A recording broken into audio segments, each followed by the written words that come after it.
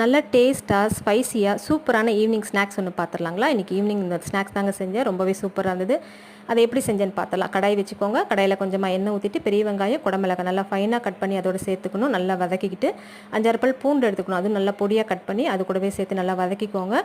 கூடவே பார்த்தீங்கன்னா மஞ்சத்தூள், உப்புத்தூள், மிளகாத்தூள், கரம் மசாலா இல்லைன்னா கறி மசாலா உங்களுக்கு எது வேணுமோ போட்டுட்டு நல்லா வதக்கிக்கோங்க. கூடவே நான் கசூரி மெத்தி கொஞ்சம் போட்டிருக்கேன். அது வந்து பார்த்திங்கன்னா டேஸ்ட்டும் கொடுக்கும், நல்ல ஒரு ஸ்மெல்லும் கிடைக்கும் உங்களுக்கு. நல்லா வதக்கிட்டு அது தனியாக நீங்கள் எடுத்து வச்சுக்கோங்க.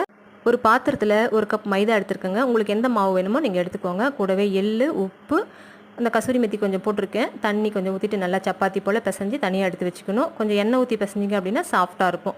ஒரு 10 நிமிஷம் ஆனதுக்கப்புறம் சப்பாத்தி கல்லில் நல்லா தேய்ச்சிட்டு இந்த மசாலா இருக்கு இல்லையா அதுக்குள்ளே வச்சு நல்லா ஸ்டப் பண்ணி தோசைக்கல்லில் நல்லா எண்ணெய் ஊற்றி போட்டு எடுத்தீங்க அப்படின்னா சூப்பரான ஸ்பைசியான ஈவினிங் ஸ்நாக்ஸ் வந்து ரெடி ஆயிருங்க. இந்த வீடியோ பிடிச்சிருந்தா ஒரு லைக் பண்ணிட்டு போங்க. இதே போல் இன்னொரு வீடியோவில் மீட் பண்ணுறேன். பாய்.